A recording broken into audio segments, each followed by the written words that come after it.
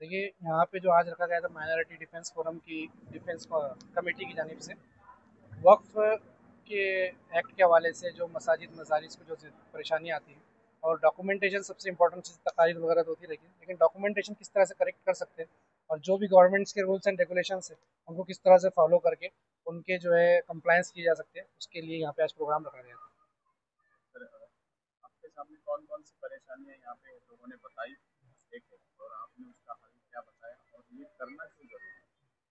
देखिए, जो भी जो स्टेट और नेशनल रूल्स रहते हैं वो तो एक लॉ अबाइडिंग सिटीजन को फॉलो करना रहता है। उसी तौर पे जो गवर्नमेंट ने एक एक्ट बनाया है, पहले भी बनाया था अभी बनाया है, उसमें जो है जो कुछ भी प्रोसीजर्स थे कि किस तरह से मस्जिद का रजिस्ट्रेशन होना चाहिए, किस तरह से उसके ऑडिट होने चाहिए, किस तरह से उसके अंदर स्कीम फाइल होना चाहिए, पहले मस्जिद अगर कहीं थी तो उसको जो है वापस से रिन्यू किस तरह से कराना चाहिए,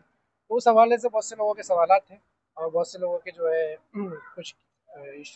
वो इश्यूज थे, उनके ऊपर उन्होंने यहाँ पे सवाल किया कि हमको ये प्रॉब्लम्स आती है कि हम रजिस्ट्रेशन करने जाते हैं तो फला डॉक्यूमेंट किस तरह से बनाया जाए, प्रॉपर्टी के ऊपर जो नाम किस तरह से कम किया जाए, कंस्ट्रक्शन परमिशन के लिए जो क्या चीज़ें हमको ज़रूरी है और वो क्या ड्यू प्रोसेस है और क्या लॉज है जिनको हम जो है फॉलो करते हुए ये तमाम कंप्लाइंस को पूरा करेंगे, ताकि जो है एक कंप्लीट हमारे डॉक्यूमेंटेशन हो। तो वो उसमें उनको गाइड किया गया कि आप लोग फला सेक्शन में मस्जिद रजिस्टर्ड करें, फला सेक्शन में मस्जिद का अगर रिन्यू करना है तो वो करें, या पंच कमेटी रखना है तो वो किस तरह से पंच कमेटी जिसको जो हम बॉडी बोलते हैं वो स्कीम किस तरह से फाइल करें,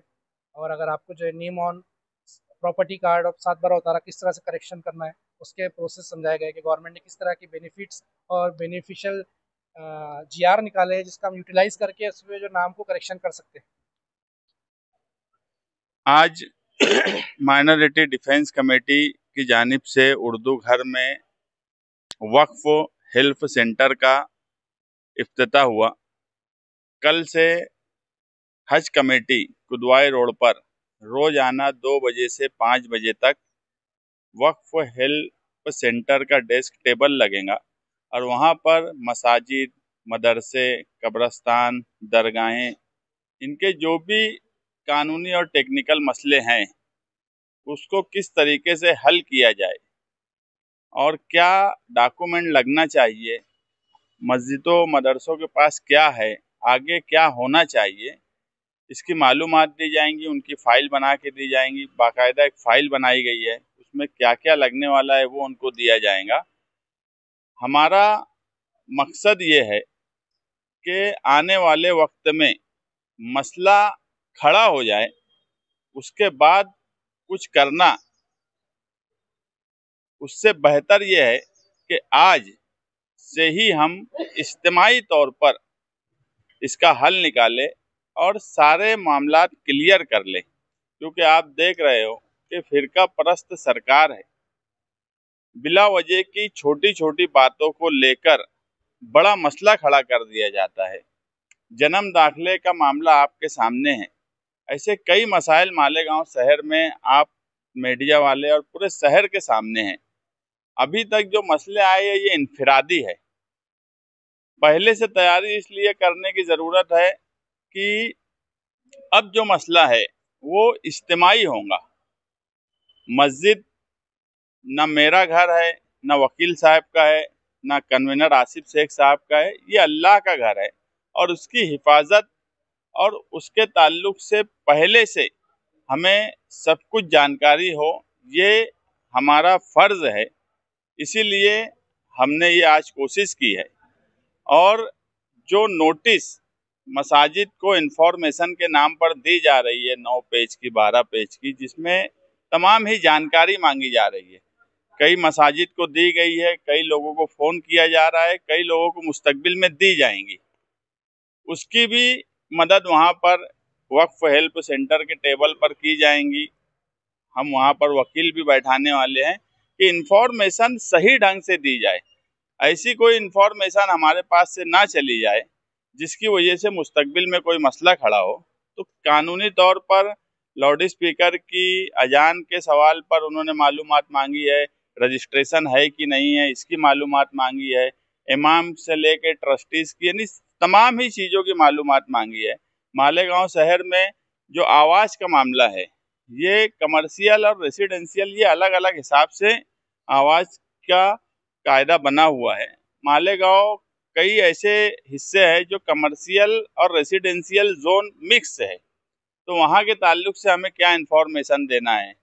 सुप्रीम कोर्ट की जो गाइडलाइन है उस हिसाब से क्या इन्फॉर्मेशन देना है, सही इन्फॉर्मेशन पुलिस तक जाए, क्योंकि हम ये मानते हैं कि ये पुलिस तक इन्फॉर्मेशन जा रही है मतलब सरकार तक जा रही है। आज हमारी मामूली गलती अगर सरकार तक गई तो वो उसको बड़ी गलती बनाने की कोशिश करते हैं। इसलिए पेपर वर्क क्लियर हो, यही मकसद के तहत आज का प्रोग्राम रखा गया।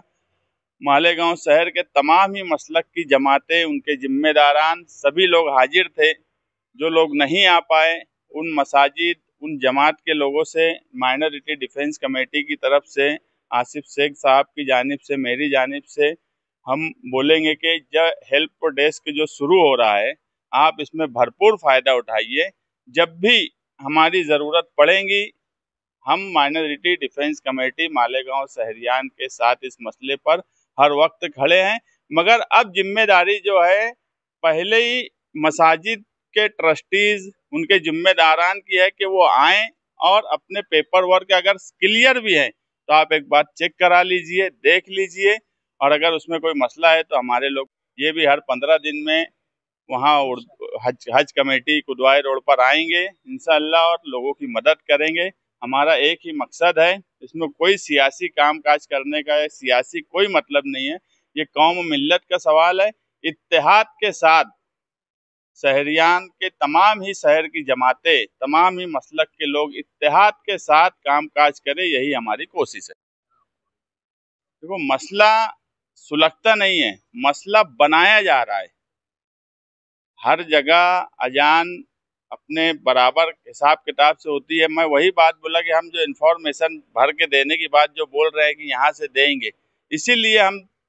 एक लाइन से देना चाहते कि मसला सुलगता ना बन जाए। है नहीं सुलगता, मगर मसला सुलगता बना दिया जाता। एक मामूली सी मिस्टेक जन्म दाखिले में होने के बाद नजमा बानो 6 महीने से जेल में है, तो आप समझ लो कि मसले को किस तरीके से सुलगता बनाया जाता है। इसीलिए मसाजिद के लाउड स्पीकर और अजान के सवाल पे हम मुकम्मल रहनुमाई करेंगे।